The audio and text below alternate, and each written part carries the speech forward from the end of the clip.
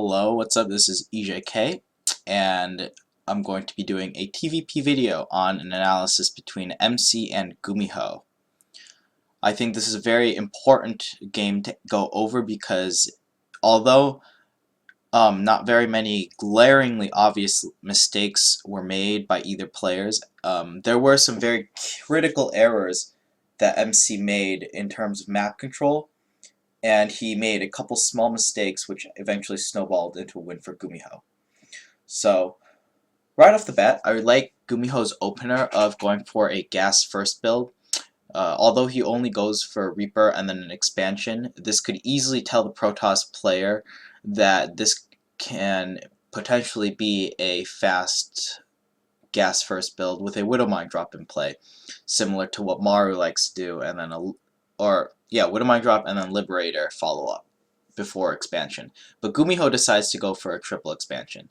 And MC seeing this, he's not going to be able to necessarily punish Gumiho's fast third command center aggression because he doesn't know if Gumiho is going to be playing super greedily behind this or if he's going to be going for an attack.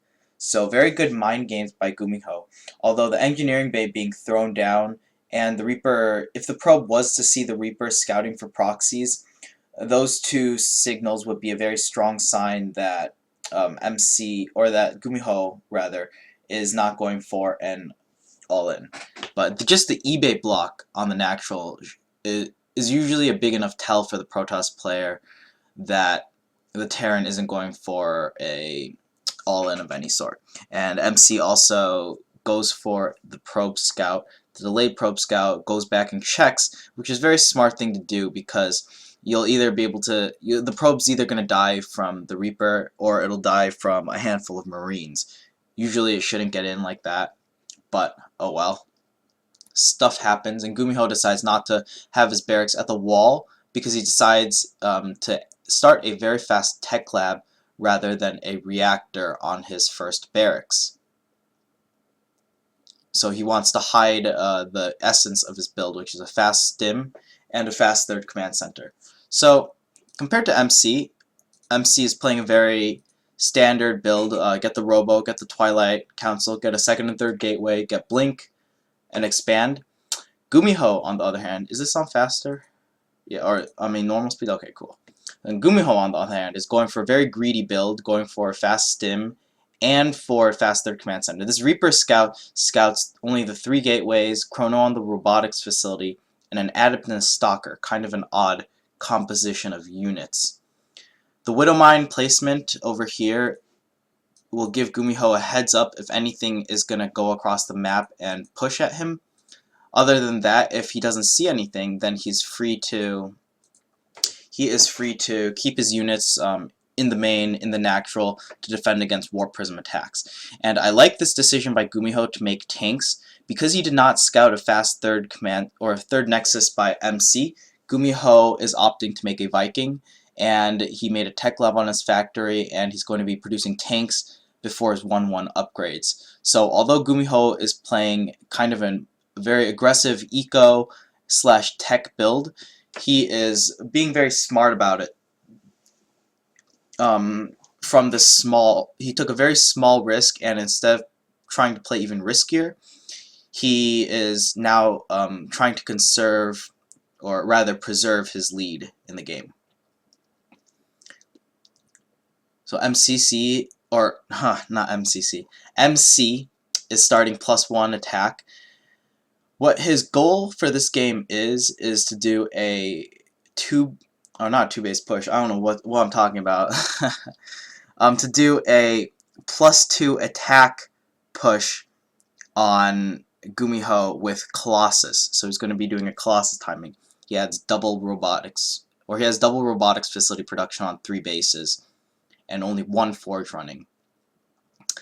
Gumiho, on the other hand, is playing a more macro-oriented game.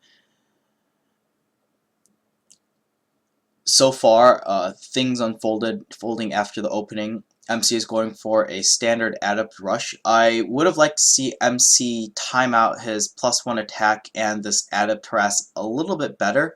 The adepts don't have +1 attack, but they probably wouldn't have done a lot of damage anyways because there is a Viking patrolling and Marines were in position already at the main base. But it's still nice to have your things line up. Now MC throughout this game he has very greedy placement of his Warp Prism, and by that I mean his Warp Prism is dawdling over here. Why would his Warp Prism be over here? There's really no reason for his Warp Prism to be here. It could be over here, it could be over here, it could even be rotating over this way if you want to be really ambitious with this movement. But there's absolutely no reason for his Warp Prism to be there other than the fact that he's being greedy with his placement of it and that he wants to be as close to his enemy as possible. Gumiho has a Viking that MC does not know that he made, and Gumiho rotated the Viking to the side where the Warp Prism was and was able to catch it. So good play by Gumiho, being able to capitalize on MC's greedy Warp Prism positioning. MC is immediately building a second Warp Prism because he needs a Warp Prism out on the map at all times. That's going to be giving him very important scouting information regarding where his opponent's army is and what kind of an army comp his opponent is making. Is he going more Liberator heavy? Is he going more Bio heavy? Widow Mines, Ghosts, all that good stuff. So an explosion of barracks is coming down for Gumiho. Although I don't entirely agree with this as a player, I understand what Gumiho is doing. He's going up for 8 Raxes, and he's going to be producing a lot of Bio and Widow Mine units. He only has 1 starport, and he's not making a second starport and a reactor on it. So he's going for very Bio-heavy army composition. And with this 2-2 starting versus MC's +2 attack, halfway done, Gumiho is going to have the lead in terms of upgrades in a couple minutes. So Gumiho is going for a 4th base right now, and he's sending his Marine across the map, that Marine to check for a 4th base. The Marine does not see a 4th base over there, and I believe he sends another Marine around this way to check for the 4th base over there. Because Gumiho did not see the 4th base immediately, there's no reason for him to attack, so he's moving his, oh my gosh. So his units are just going back. I really like to draw with this pen tool. And oh, cannot do that.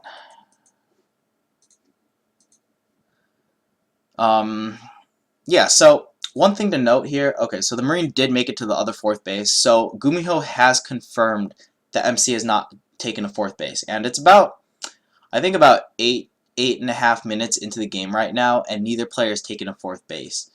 So, with that being said, there's really no reason to attack right now. MC, I believe he forgot his Colossus range. It should have lined up so that his Colossus range finishes. Actually, I think this is okay because he's waiting for 4 Colossus. He's producing 2 Colossi at a time, so he's up at 2 right now, and he's going to go up to 4 before he moves out and attacks. So actually, I take that back. The extended thermal lance upgrade is on point. However, Gumiho's 2-2 upgrades have finished. So now it's going to be 2-2 army versus a 2-0 army of Gumiho. So MC has a very aggressive stance with his build and his army having +2 attack but 0 armor.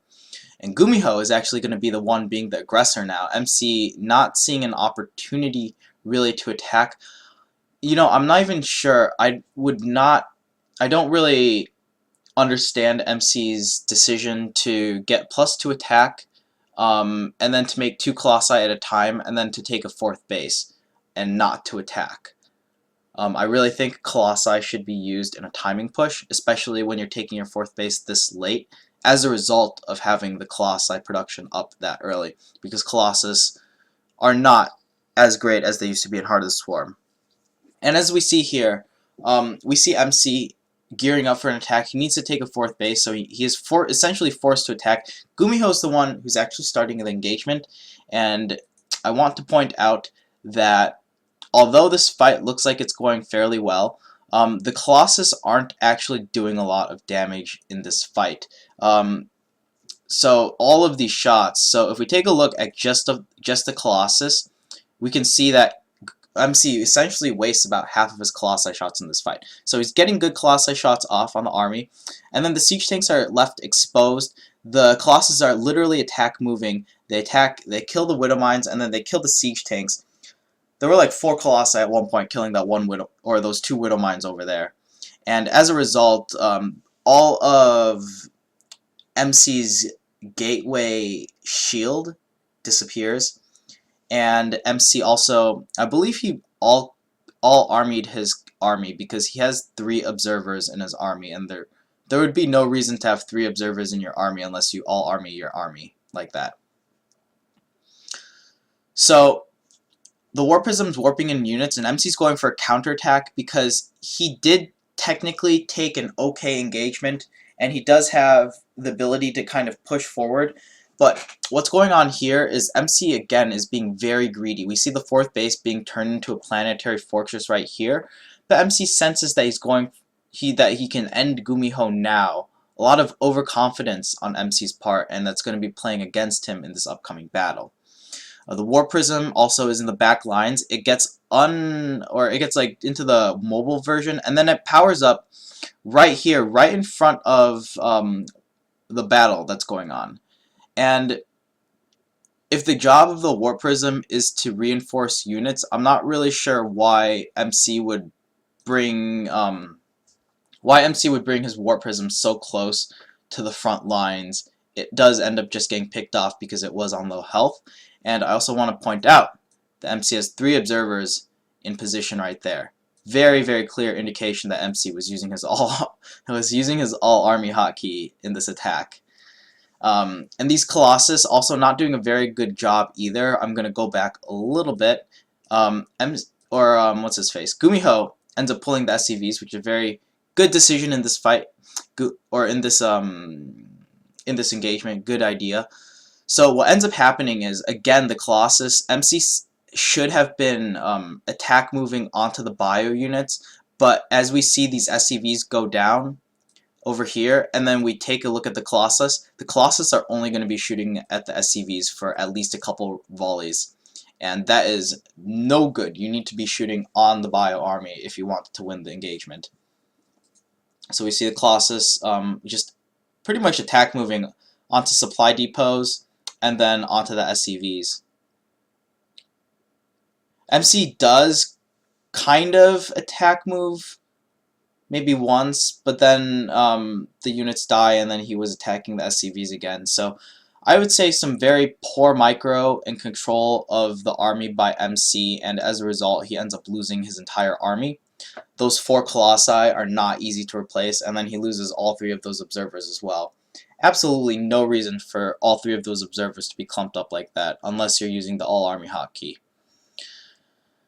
So MC is now trying to take his 4th base. He has a handful of stalkers, 8 stalkers, because he just lost his entire army, including observers. And Gumiho is going for a counter drop.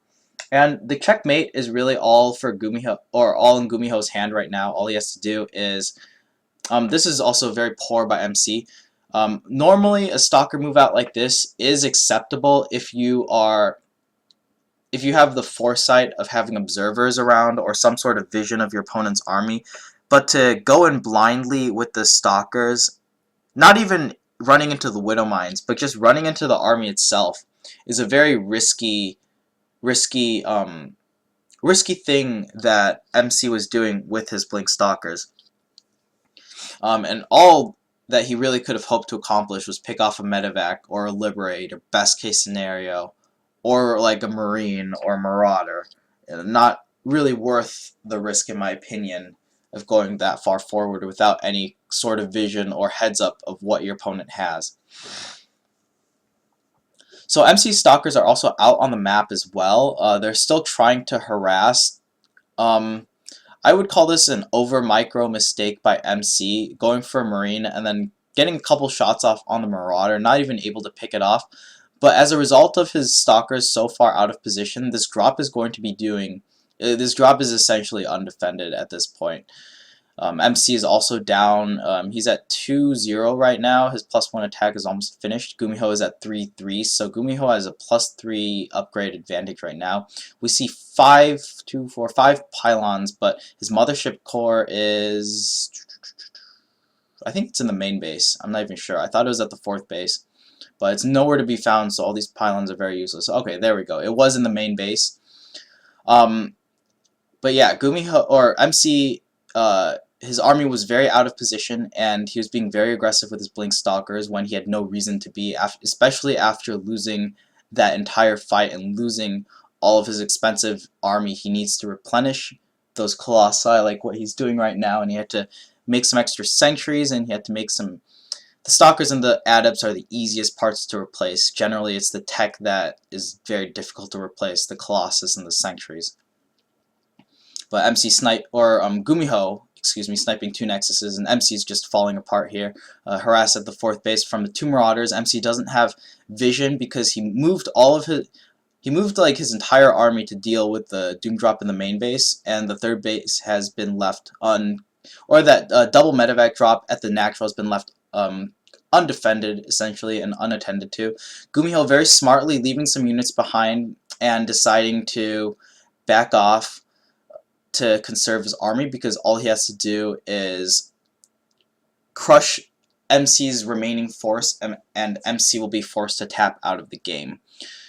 But this game really came down to MC being very sloppy with his control, a lot of abuse from the all army hotkey. I think we are all guilty of that to some degree. And from MC just being overly aggressive at times, both in his positioning of his units and the positioning of his Warp Prism as well. And Gumiho is able to get a nice flank off, and GG is called. Good win for Gumiho. He played very solidly. I would say there was more mistakes made on MC's part, but Gumiho did play solid enough so that he was able to capitalize on those mistakes by MC. GG.